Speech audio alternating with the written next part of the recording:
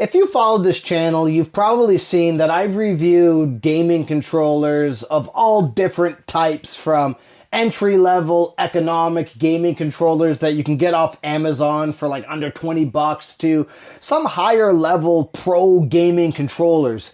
And if you look at the market, it seems like currently a lot of gamers are wanting more out of their controllers. We're seeing a lot of different brands come out with pro level gaming controllers or esports style gaming controllers to really help give gamers a high level of freedom and customization, and generally just a edge over other gamers when it comes to competitive first-person shooters. And a brand that's really taken that market by storm is GameSir. They've been in this space for quite some time, and I myself have been incredibly interested in everything they've had to offer. However, up until now, I hadn't really gotten a chance to test out any of their devices. However, they've recently reached out to me and offered me the opportunity to check out their GameSir G7 Pro 8K gaming controller. And the one that they sent me is actually the Aimlabs edition, which I'll get into in a moment. But this controller is offering a degree of customization that most pro-level gaming controllers that I've tested or even seen don't seem to offer. And in a lot of ways, when I looked at the specification sheet that they had sent me, I thought maybe this device might be a little too good to be true. However, upon testing and using it over the past week or so, this controller delivers in a lot of ways and delivers a lot more than I even expected as far as a gaming controller would offer at the $130 or $150 price point that these units are retailing for. And so in this video, I'm going to go over why this is probably one of the best pro-level gaming controllers that I've ever used, and why, if you want something to seriously up your game when it comes to first-person shooters, or just want a comfortable gaming controller overall, that this should be a choice to seriously consider. So let's take a look.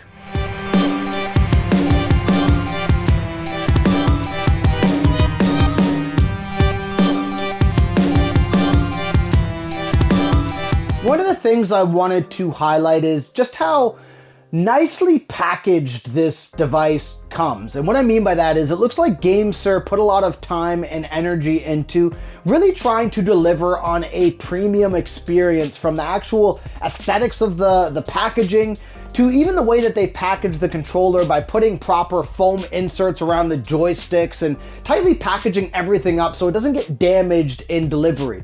Now, I know that might seem like a small thing, but I've reviewed a lot of controllers on this channel, and I've had some come to me literally just floating around in a box with a bit of wrapping on it, and they show up scuffed or even with minor damages before I ever even got to properly test them. And so just the way that GameSir delivered on this packaging overall, I thought was really well done. Now, when you pull the actual controller and all the components out of the box, so you get, of course, the controller, you get this really nice dock. You also get this nice braided or fabric covered wire for the controller that just feels very premium. You also get replacement D-pads and different joysticks to also swap out with this controller. So you can already tell out of the gate there's a lot of customization for the controller itself. The setup I thought was incredibly easy. Now, I do want to highlight there is a GameSir Connect app that allows you to customize and do a bunch of other things with the controller. I did play with it briefly. However, most of my testing was done pretty much straight up out of the box, plug and play, and playing with the actual physical hardware of this device.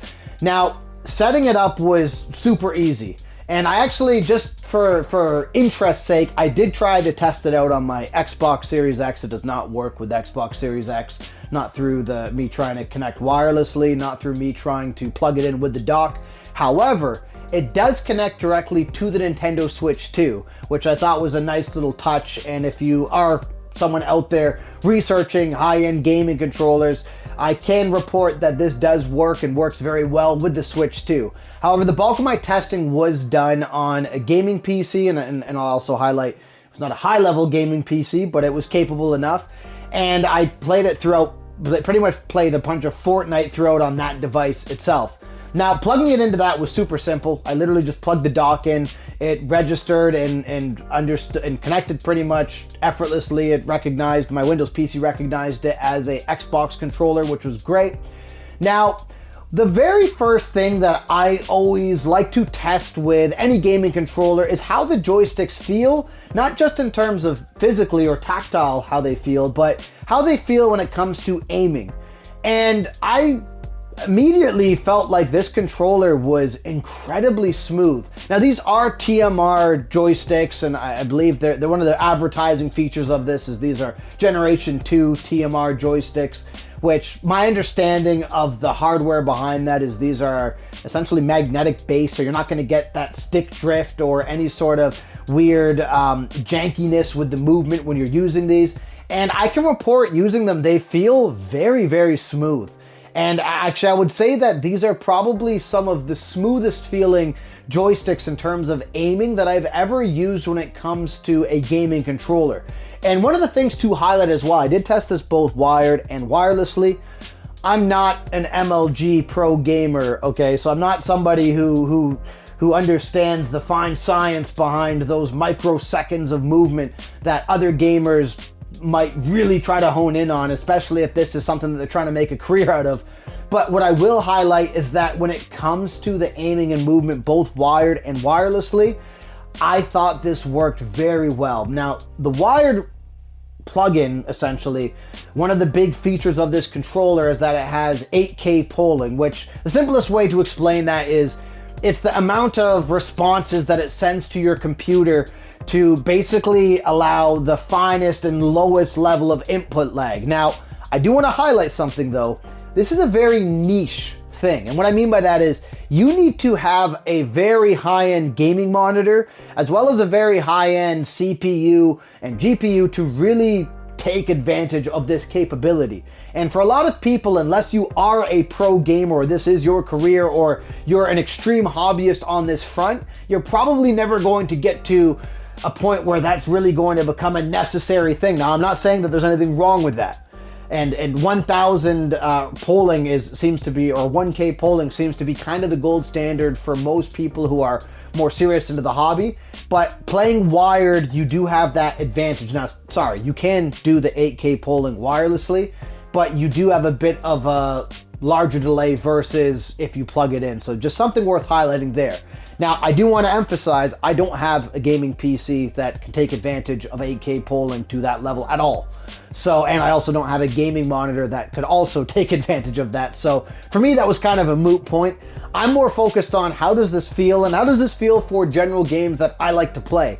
And in playing a game like Fortnite, I felt like this controller delivered in a very large way. And I tested this against some of my other controllers, including my Elite Series 2 controller that I use on both my PC and my Xbox. And I would say that this is one of the first controllers I've tested where I would argue the joysticks and the triggers felt much better than that controller. And that to me is a big claim because I'm a huge fan of that controller from Microsoft. I know it's a bit of a controversial controller for some gamers who are looking at pro level controllers, but it was something that was pronounced. And just testing between the two, I really did notice a difference. And I was also curious though about testing this out on other types of games. And now I don't have Street Fighter 6 on my PC, but I really wanted to test out how this would feel playing a fighter and just playing other types of games. And so I did connect this to my Switch 2 and test out Street Fighter 6. Now, one of the things that I really like about this controller is the buttons aren't like a foamy compression style button. They have a nice mechanical click to them and they feel sharp when you press them in a good way. And so testing a fighter like Street Fighter 6, I would argue that this is for a home controller, probably one of the better controllers I've used for a fighter. Actually, I would say that I prefer this over my Switch 2 Pro controller and my Xbox controller or my Series 2 controller for fighters even. And I thought it worked really well, and I thought the precision of the joystick mixed with the actual buttons felt very good. I also really liked the D-pad. I know that I'd read online and I'd watched some reviews. Some people were very ambivalent about this D-pad. I personally liked it. I was playing Street Fighter 6 for quite a few hours just using the D-pad, And I felt like this worked really well and felt really good. Again, it also has that same tactile clickiness to it that I really, really liked. And so the buttons and the joysticks out of the gate feel excellent. Now, I did allude to the triggers. They do feel awesome, but they also have the hair trigger options as well, which I'm also a huge fan of. But they also have a feature where if you do put it to the tightest setting for the hair triggers, it also has that nice clickiness to it that really just adds to the overall feel, but also really adds to the feeling of quickness that you get with those triggers when it comes to a competitive shooting game like a Fortnite, for example. And so the joysticks, the triggers, I thought these all felt fantastic. Now, for a pro level gaming controller, there's probably one knock that I have about this controller, and that is for the mappable buttons. So you have obviously your bumper buttons as well as your trigger buttons, but you have two more mappable buttons added between both those buttons, as you can see here.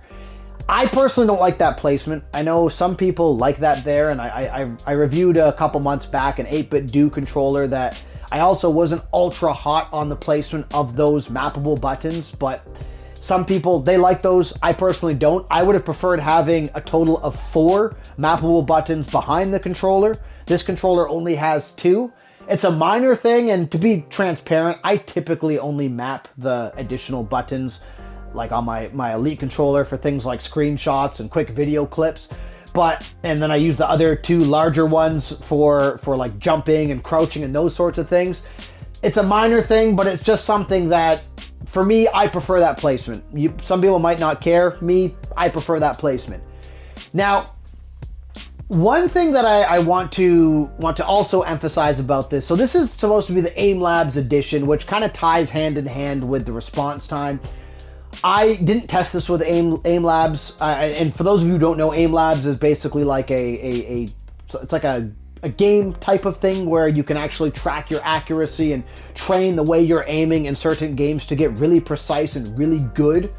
But I didn't use this controller in that way. I didn't test it with Aimlabs. There is in the packaging a free trial for Aimlabs if that's something you want to do with this controller. And if you are someone who is taking your first-person shooting competitive games ultra serious, you may find that the Aimlabs features and the Aimlabs suite, I guess if you want to call it that, are a great match for this controller, and you might really get yourself to a high level doing that. I didn't, but it was a cool little addition, and it's a cool branding partnership that GameSir has with Aimlabs that I think if you are someone who is in that pro level territory or you're working towards that, you might find that this controller offers a lot of those features to really take advantage of something like Aimlabs. Granted, you have the proper computer and CPU and GPU and proper refresh rate monitor and all those things, but as it stands for general use and general pro-level gaming controller use,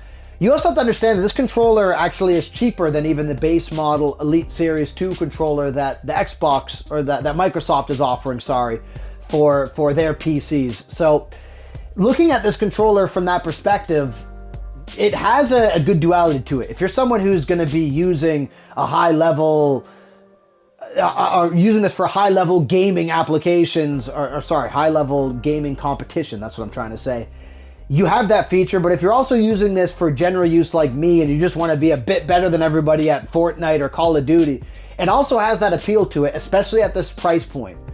And another awesome thing about this, I personally really like the branding. I think that this controller looks awesome. But if you don't like the coloration of this controller, you can customize most of the things on this. You can remove the faceplate, and you can also swap out the joystick. So you have a bit of free reign in that regard as well. And so as it stands, I would argue that this controller versus almost any other pro level controller is one of the best that I've ever used. The only downside to it is I wish that this controller made its way onto Xbox. And I understand that the Xbox can't take advantage of all of these high-level features that this controller offers. And I believe they have a G7 Pro that does work with the Xbox, but my understanding is it's not to the same level that this controller is. But This is just a nice controller. It feels so good and it has a nice weight to it, and the buttons feel excellent. The aiming feels awesome, and the triggers, everything about this controller, minus a couple weaknesses such as the placement of the mappable buttons. This controller feels very good to use, and it feels like it does give me an edge in terms of aiming versus the general controllers that I typically use on my console. So if you're looking at a reasonably priced pro level gaming controller, and you're like me and you like the option to be able to use this at the highest level, but also use this for casual gaming to just have that edge or more comfortable experience over others, I think this is probably one of the best that you can buy at this price point.